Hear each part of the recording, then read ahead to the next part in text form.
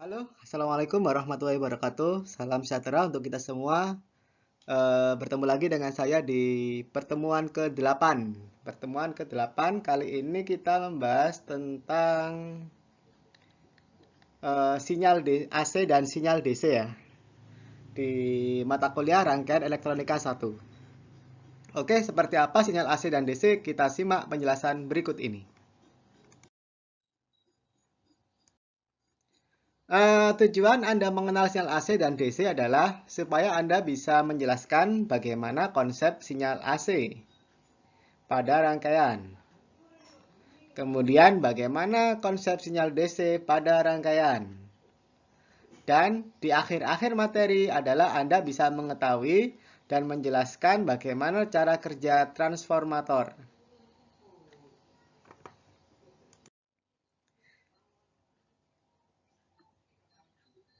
Oke, sinyal ya. Apa sih sinyal itu? Sinyal adalah besaran fisik yang berubah menurut waktu, ruang, atau variabel-variabel bebas lainnya. Ini mungkin kita sudah kenal di pelajaran fisika saat kita di SMA dulu ya. Kemudian sinyal listrik atau electrical signal adalah tegangan atau arus listrik yang membawa informasi. Contoh yang sudah umum, ada sinyal gelombang, tegangan, dan arus yang kita kenal sebagai sinyal listrik. Ini nanti yang kita pelajari di semester ini. Ada sinyal audio, ada sinyal ECG untuk bioelektrik, kemudian gaya-gaya pada torsi, lalu ada laju aliran pada fluida, dan seterusnya ya. Oke, sinyal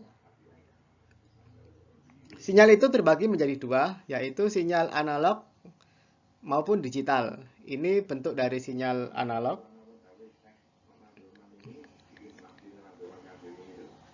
Ini sinyal digital. Sinyal analog berupa gelombang yang kontinu, yang mengalami perubahan yang sangat halus setiap adanya perubahan waktu. Jadi gelombang sinus ini selalu mengalami perubahan yang kontinu ya, dari negatif menuju netral menuju positif. Kebalikannya, yang sinyal diskrit ini tidak kontinu dan hanya punya dua nilai tertentu, yaitu kalau tidak 0 ya 1. Anda mungkin dapat sinyal diskrit ini di mata kuliah rangkaian logika.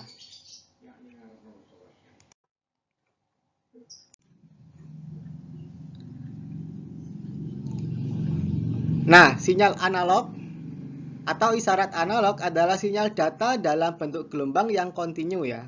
Ini bentuk sinyal analog. Sinyal listrik ini nanti juga berupa sinyal analog untuk sinyal AC.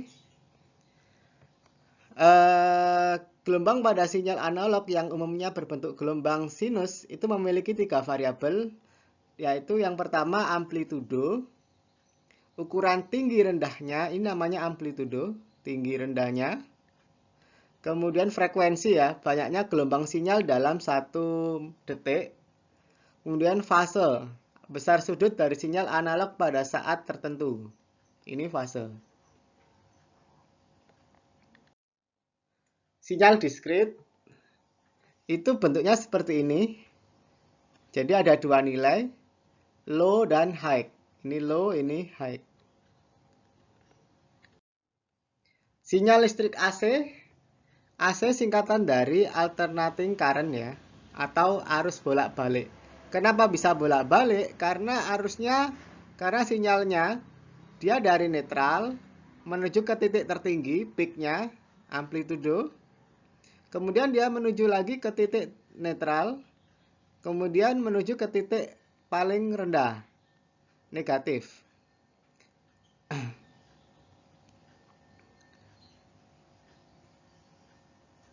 Nah, sinyal AC merupakan bentuk gelombang yang sangat penting dalam bidang elektronika. Alasan utama penggunaan tegangan AC adalah karena kemudahannya untuk ditransmisikan pada tegangan tinggi dan dengan arus yang rendah. Kemudian dengan mudah tegangannya dapat diturunkan dengan menggunakan trafo. Jadi trafo itu nanti digunakan sebagai alat untuk menaikkan tegangan dan menurunkan tegangan. Atau menurunkan tegangan. Kita bahas di akhir pertemuan.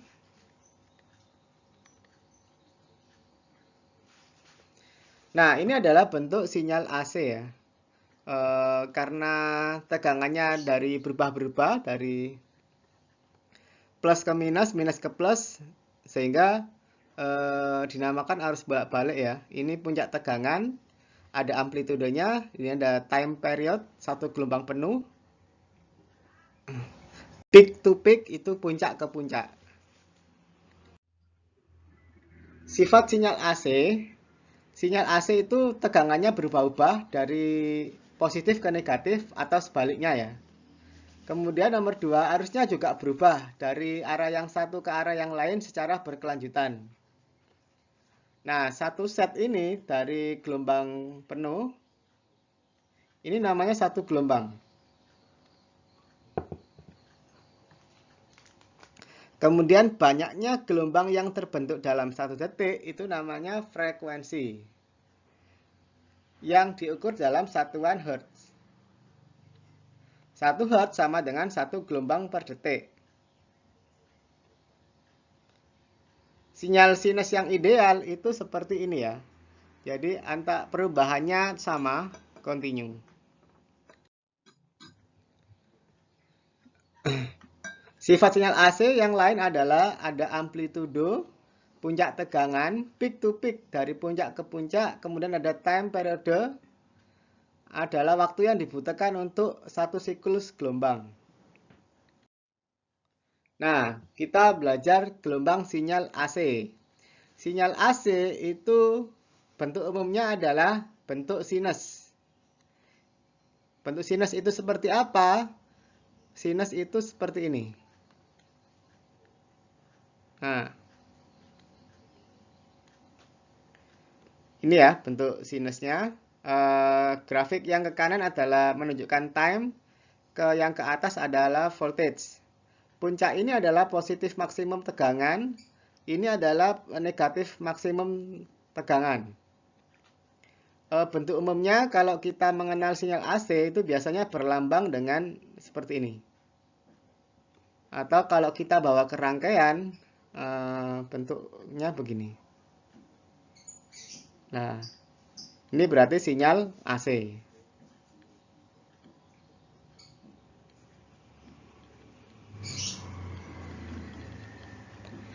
Oke. Periode. Apa yang dimaksud dengan periode? Yaitu waktu untuk satu gelombang penuh. Dalam satu cycle, itu namanya periode. Jadi ini dari netral, dari 0 menuju ke puncak, ke 0 menuju negatif puncak, ke 0 lagi. Ini namanya satu periode, satu gelombang penuh. Berarti kalau ini startnya di sini, akhirnya di sini, 1, 2, berarti ada 3 cycle di sini ya. Nah, T ini period.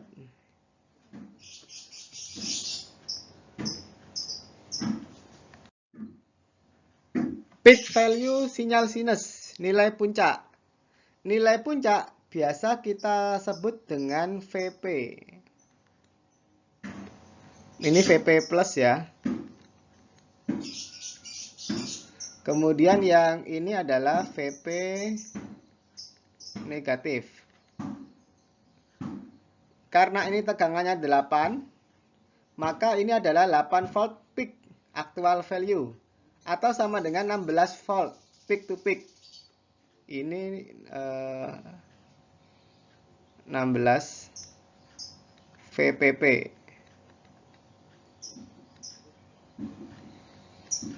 Peak to peak.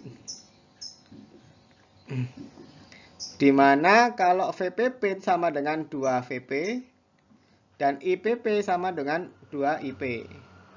Jadi VP Ini 8 volt. Kalau VPP berarti 2 kali VP. 16 VPP.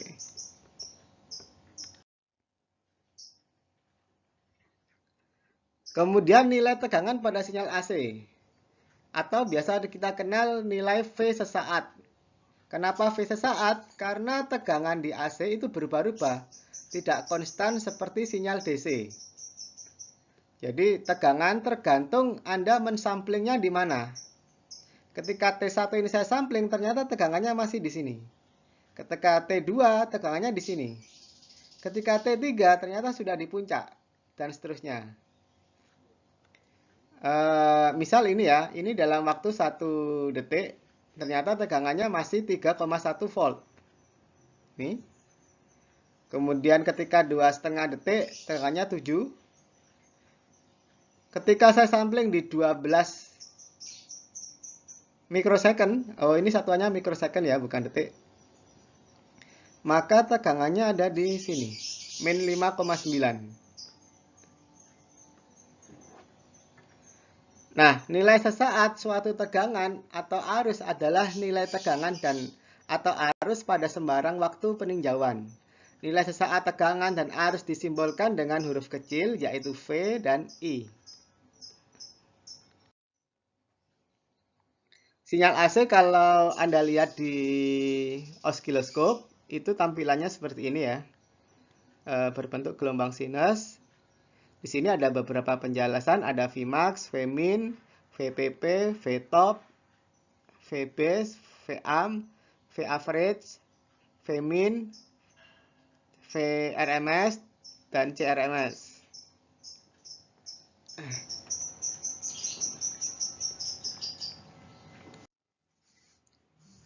Amplitudo sinyal AC itu adalah direpresentasikan dengan nilai Vp. Jadi amplitudo itu kalau di AC sama dengan Vp atau Vmax. Kalau tidak seperti pada DC ya, yang mana DC itu selalu konstan atau steady state pada satu nilai, sehingga bisa langsung diukur tegangannya berapa. Namun kalau AC itu harus disampling, tergantung samplingnya di mana. Sehingga nanti akan muncul tegangan rata-rata sinyal AC. Karena untuk tegangan sinyal AC itu sendiri tidak pasti. Jadi harus ada VAVG untuk sinyal AC ya. Ada VAVG, ada VRMS. Apa itu VAVG dan apa itu VRMS? Nanti kita bahas setelah ini. Nah, ini tegangan rata-rata AC. Karena kita tidak tahu berapa tegangan AC yang sebenarnya, maka kita harus membuat rata-rata tegangan AC. Maka disamplinglah dengan sampling yang sama. Misalnya ada 5 sampling di tegangan positif dan 5 sampling di tegangan negatif. 1, 2, 3, 4, 5. 2, 3, 4, 5.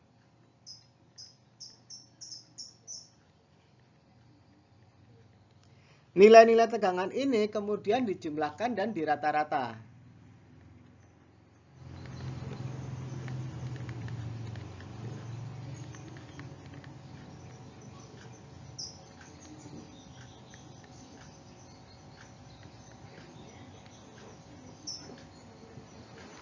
Sebanyak berapa sampling. Nah, nanti itu pasti akan ketemu dengan 0.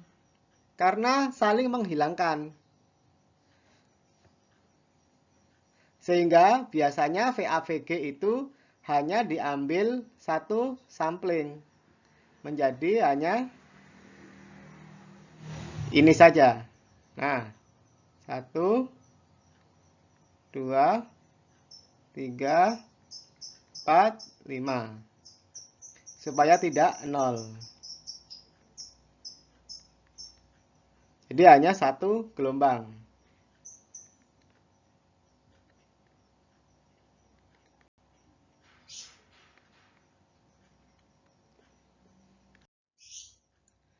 Ya, ini cara mencari nilai rata-rata AC. Dan kemudian setelah diteliti ternyata VAVG itu juga sama dengan 0,637 kali Vmax.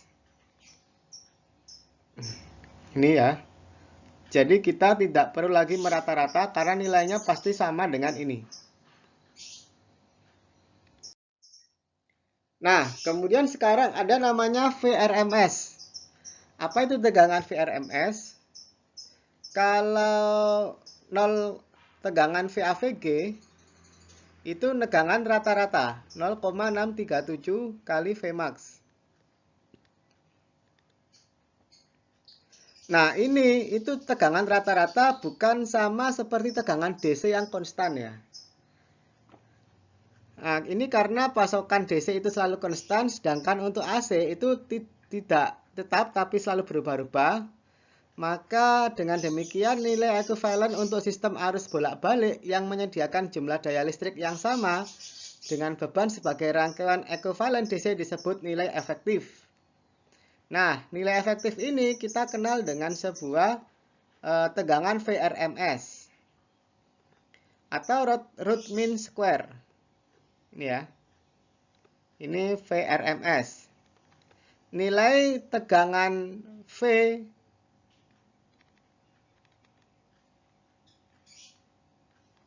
yang efektif. Sehingga bisa hampir mendekati tegangan DC.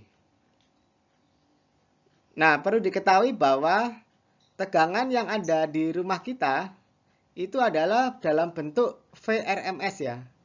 Jadi kalau rumah kita tegangannya 230 volt, itu sebenarnya adalah nilai tegangan VRMS-nya, bukan rata-ratanya ya.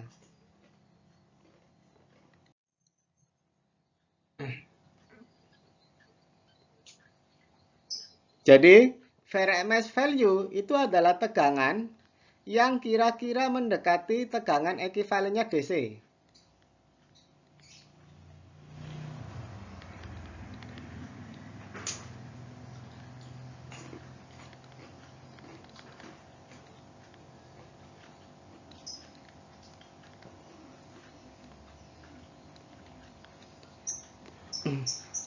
Anda bisa lihat di gambar paling atas bahwa 10 volt DC ini ada 2 ohm. Ini sama dengan 10 volt RMS AC dengan hambatan 2 ohm.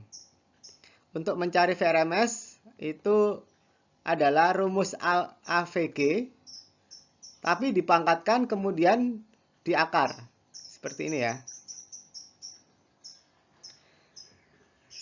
Atau rumusnya adalah VRMS sama dengan 0,707 kali Vmax. Dan VRMS itu paling mendekati V ekuivalennya DC. Itu kesimpulannya. Jadi apabila nanti ada rumus V I kali R, maka yang dimaksud untuk V-nya adalah V RMS dikali I RMS kali R. Nah, seperti ini. Ini untuk AC.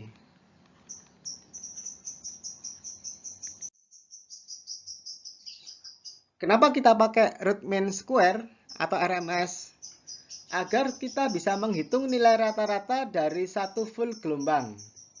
Kalau tadi pakai VAVG itu kan cuma satu gelombang ya. VAVG satu gelombang.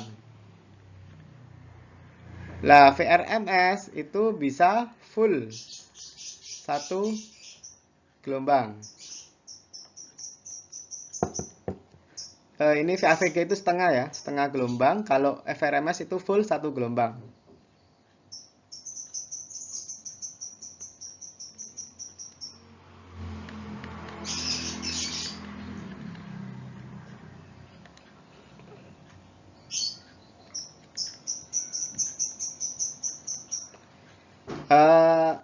Bagaimana cara membuat VRMS? Kenapa harus VRMS? Sinyal gelombang normal itu seperti ini. Nah, ketika kita menghitung rata-rata, maka kalau kita sampling seperti VAVG akan menghasilkan nilai 0. Untuk menghindari hal tersebut, maka nilai-nilai ini harus kita kuadratkan ya. Ini dikuadratkan.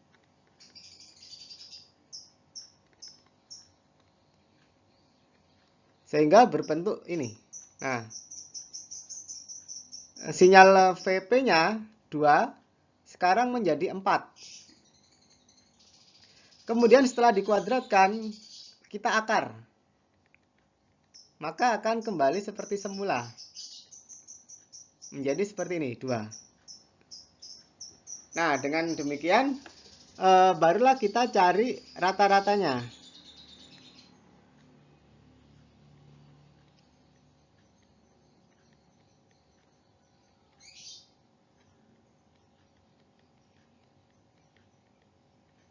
Nah, dengan cara seperti ini, maka VRMS itu mungkin akan dirata-rata pada hasil rata-ratanya mendekati ini.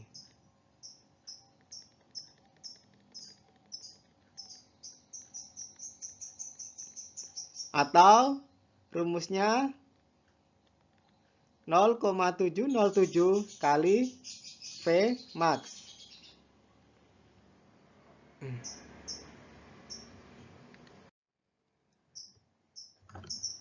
VRMS dan IRMS value.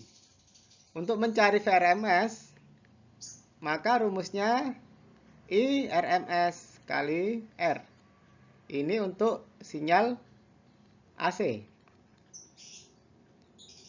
Begitu juga dengan I, V per R. Maka I yang dimaksud adalah IRMS, VRMS per R.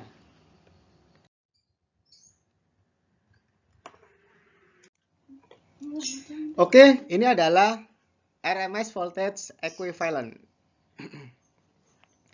Rumusnya bisa diingat seperti ini ya. VRMS sama dengan 0,707 VP. IRMS 0,707 IP.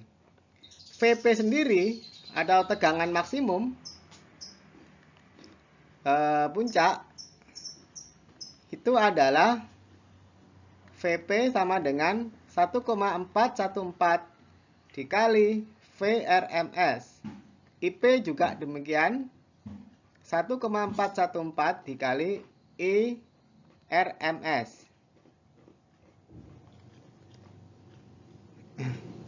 Jadi ini adalah tegangan puncak. Nah, ini VP. Maka VRMS itu sekitar di sini.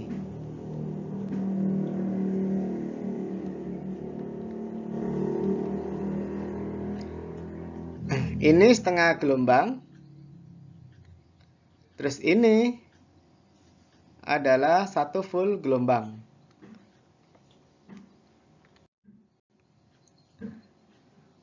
Bagaimana cara menghitung VRMS? Caranya ada dua, yaitu pakai grafik method. Yang kedua pakai analytical method.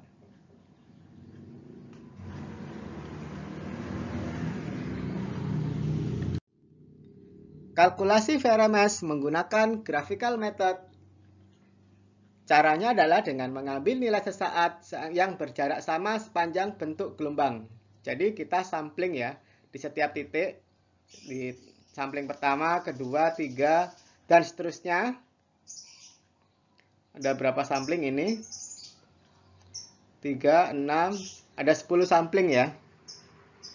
Nah, cara membuat VRMS adalah setiap sampling tadi dikuadratkan, kemudian dibagi 10, dirata-rata, dan diakar. Hasil VRMS adalah seperti ini. Ini contoh membuat atau contoh menghitung VRMS menggunakan graphical method. Bagaimana kalau menggunakan analytical method? Caranya adalah Anda menggunakan rumus matematika. Kenapa harus kita pakai rumus matematika untuk analytical method? Jadi, alasannya adalah ketika metode grafis itu sangat baik untuk menemukan RMS dari gelombang yang tidak simetris.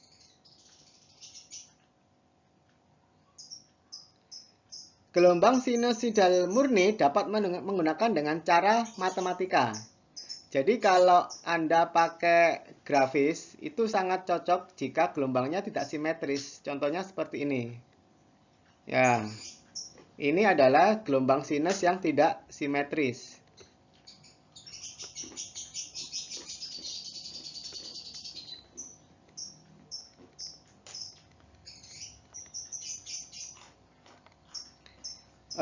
Baiknya pakai metode grafik.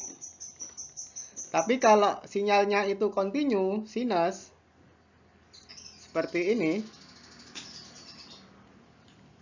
maka dia pakai metode analytical. Rumusnya adalah VRMS sama dengan 1/T integral V cos dalam dt, kemudian diakar. Sehingga diturunkan ketemunya adalah VP kali 1/akar 2 atau sama dengan VP kali 0,707. Nah, rumus ini yang kita pakai untuk mencari nilai VRMS. Hasilnya sama untuk gelombang yang tadi ya. 14,14. Perumusan tegangan RMS kalau Anda cari secara matematik seperti ini ya. Kita lewati saja. Ini ada turunan VRMS dengan cara yang lain. Kemudian ada rumus IRMS. Dan ini adalah cara menggunakan graphical method untuk VAVG. Ini kita back lagi ke VAVG. Nah, VAVG itu nilai-nilai sesaat tidak dikuadratkan dan tidak menemukan akar kuadrat dari min yang dijumlahkan. Ini ya VAVG, rumusnya ini yang perlu dicermati. Bahwa VAVG itu 0,6 dikali VP.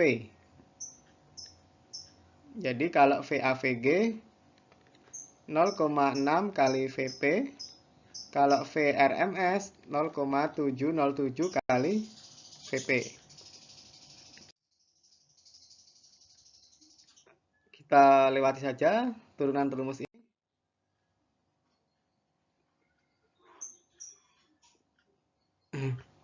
Oke, nilai rata-rata pada power supply ya. Apa yang dimaksud dengan Vin 110 VAC RMS, Vin 156 VAC peak. Ternyata Vin 156 VAC itu sama dengan 110 VAC dengan RMS. Dan ini kalau kita jadikan DC, tegangannya malah menjadi 99 volt DC. Jadi, ternyata untuk membuat tegangan 99 volt DC itu dibutuhkan tegangan AC sebesar 156 VAC peak atau 110 VAC RMS.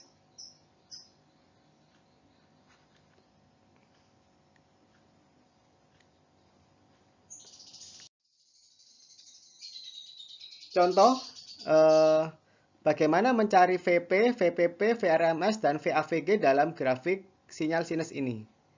Puncaknya ada di 4,5 plus.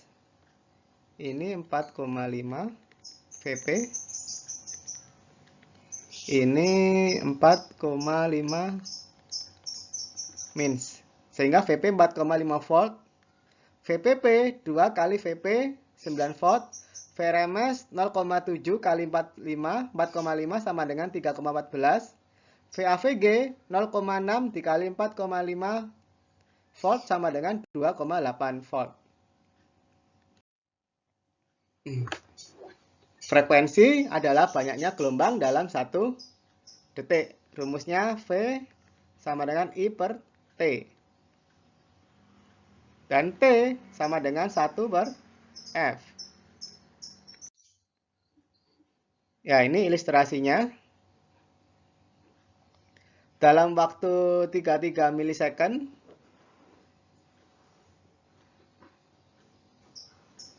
ini ada F 3 Hz ya. Berarti ada 3 cycle per second.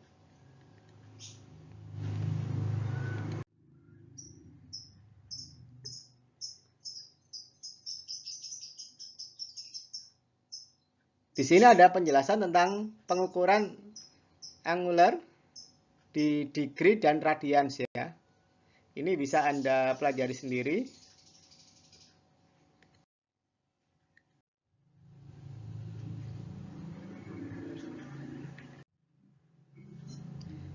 Ada contoh formula.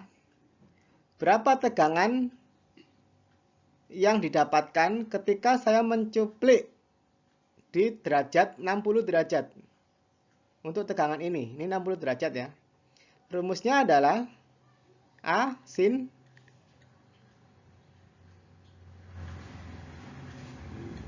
derajat. Maka A adalah 10, A itu VP, sin VP sama dengan 10 kali sin 60 derajat, sama dengan 8,66. Jadi cuplik tegangan pada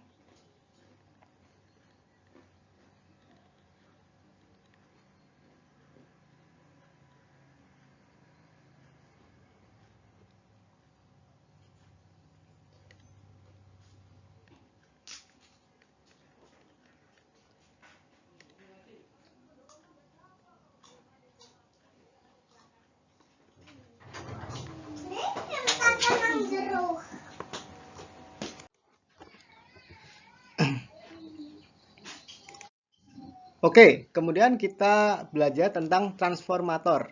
Apa itu transformator? Ini kita kenal sebagai trafo ya. Wujud trafo itu seperti ini. Ini untuk yang non CT. Ini yang CT ya. Simbolnya seperti ini. Jadi ini in, ini out, ini out. Nah, tegangan listrik yang dihasilkan oleh PLN pada umumnya dapat mencapai puluhan hingga ratusan kV dan kemudian diturunkan menjadi 22 volt seperti yang kita gunakan di rumah kita. Nah, alat penurun tegangan ini adalah transformator atau trafo ya. Trafo itu ada dua jenis, step up sama step down. Untuk menaikkan tegangan,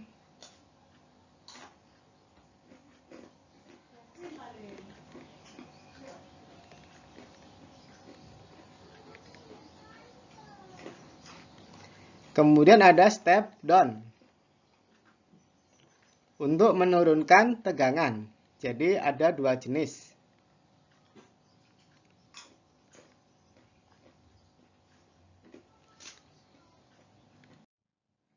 Trafo adalah komponen listrik yang dapat mengubah taraf suatu tegangan AC ke taraf yang lain ya. Bisa dari 220 VAC ke 12 VAC.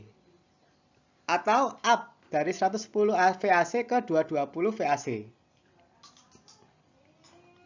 Nah, trafo itu bekerja berdasarkan prinsip induksi elektromagnet dan hanya dapat bekerja pada tegangan yang berarus bolak-balik. Jadi, AVO ini hanya untuk tegangan AC. Wujudnya adalah, ini ada lempengan. Di sini ada melingkar induksi elektromagnetik. Di sini ada induksi elektromagnetik. Perbandingan induksi 1 dan induksi 2 itu menyebabkan adanya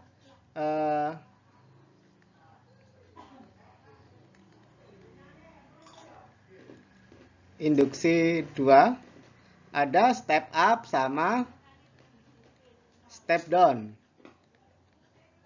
Itu akibat adanya dua perbedaan induksi antara induksi 1 dan induksi 2. Seperti ini gambarnya ya. Ini lilitan primer, kemudian ini lilitan sekunder. Trafo dalam cara kerjanya itu seperti Anda lihat di jala-jala listrik. Ini ada gardu ya, gardu listrik. Kemudian turun lagi ke tiang listrik dan di situ ada gardu kecil. Nah, gardu kecil ini kemudian yang masuk ke rumah kita. Inilah trafo yang kita gunakan.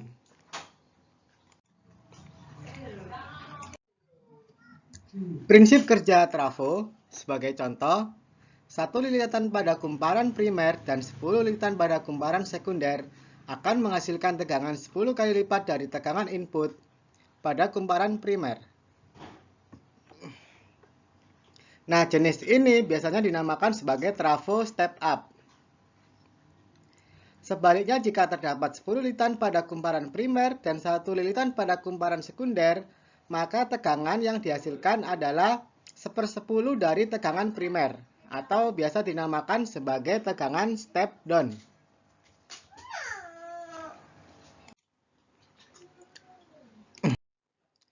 Oke, kemudian trafo itu termasuk dalam komponen pasif ya. Ini trafo masuk dalam komponen pasif. Untuk formula rumus lilitan Vp per Np sama dengan Vs per Ns. Vp adalah tegangan primer, Vs adalah tegangan sekunder. Np adalah jumlah lilitan primer, Ns adalah jumlah lilitan sekunder. Trafo CT dan trafo non-CT.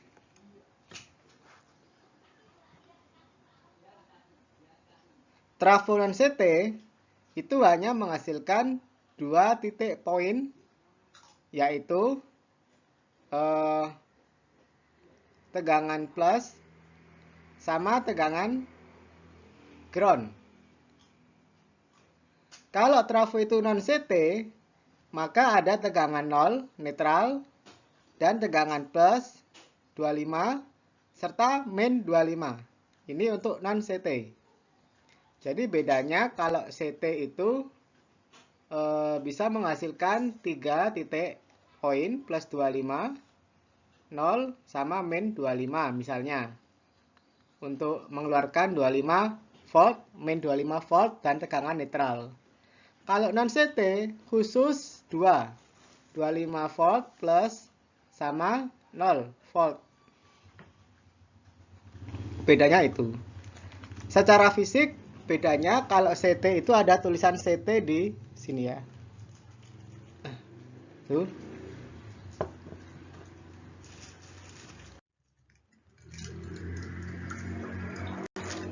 Ini adalah ilustrasi induksi pada trafo.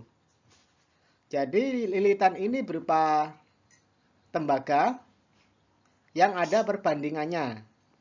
Nah, kemudian elektron yang mengalir itu diinduktansi oleh lempengan tadi.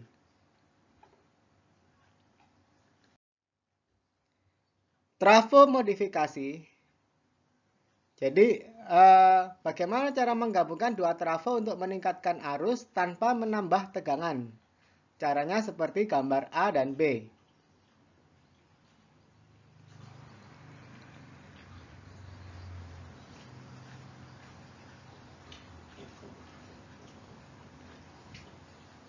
Bagaimana cara meningkatkan untuk menggabungkan dua trafo untuk menambah voltase tegangan? Gambarnya rangkaiannya untuk seperti ini.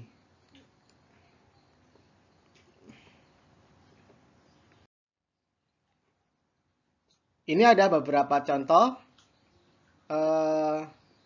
Ada gelombang sinus, maksimum tegangannya 20 volt dan frekuensinya 50 Hz. Tentukan tegangan pada saat 2,5 milisecond dan tegangan pada saat 15 milisecond. Rumusnya adalah V sama dengan A sin 2 pi RT. A ini adalah Vp sin 2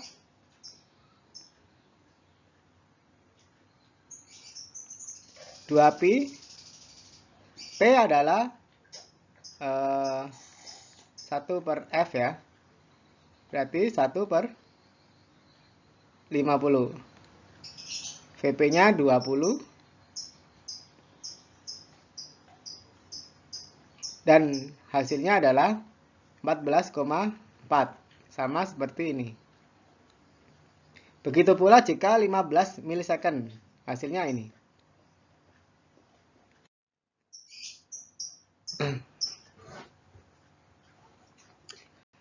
Ini ada contoh 2, bisa dipelajari sendiri. Nah, ini adalah lampiran-lampiran bagaimana cara membaca nilai di osiloskop. Ada volt per div, ada time per div. Ini bisa kita pelajari di mata kuliah workshop sistem analog ya. Atau di workshop pengukuran listrik. Nah, ini menghitung frekuensi di osiloskop. Bisa dilihat dari gambar ini ya.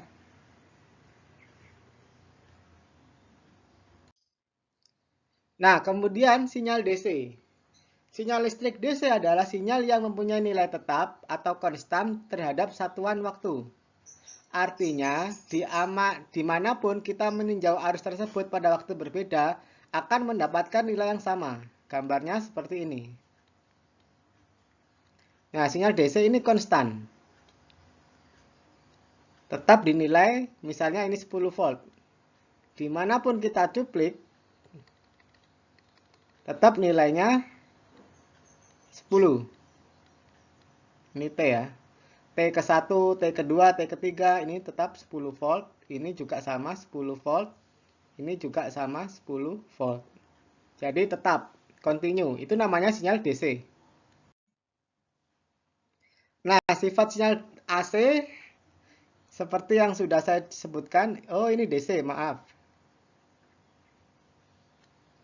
Sifat sinyal DC. Tegangannya selalu tetap, arusnya searah, bisa berkurang, bisa bertambah. Nah, ini tegangan arus DC digunakan untuk menyaplai tegangan rangkaian elektronik. Sumber DC nilainya konstan, stabil ya, tidak berubah-ubah. Nah, sumber DC bisa berasal dari baterai, aki, dan power supply yang terregulasi. Nah, semut DC terkadang mengandung riak atau ripple. Ripple itu ini tegangannya. Nah, ini ya, ada gergaji sinus ini. Yang kecil itu namanya ripple.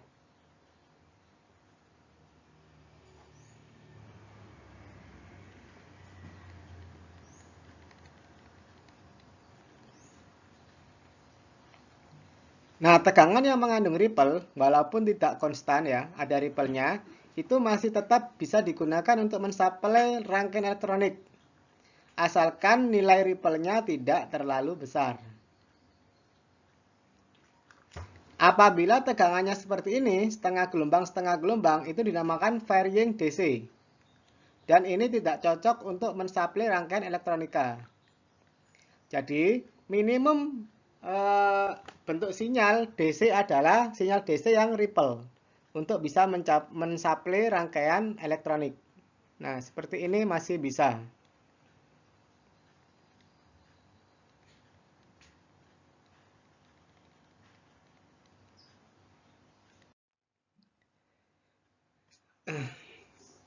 Ini ada lampiran, beberapa ilustrasi tentang apa itu AC, apa itu DC, rumus dari transformer, sudah kita bahas tadi. Dan selesai. Terima kasih sudah menonton video pertemuan ke-8 dari mata kuliah rangkaian elektronika 1. Sampai jumpa di materi ke-9.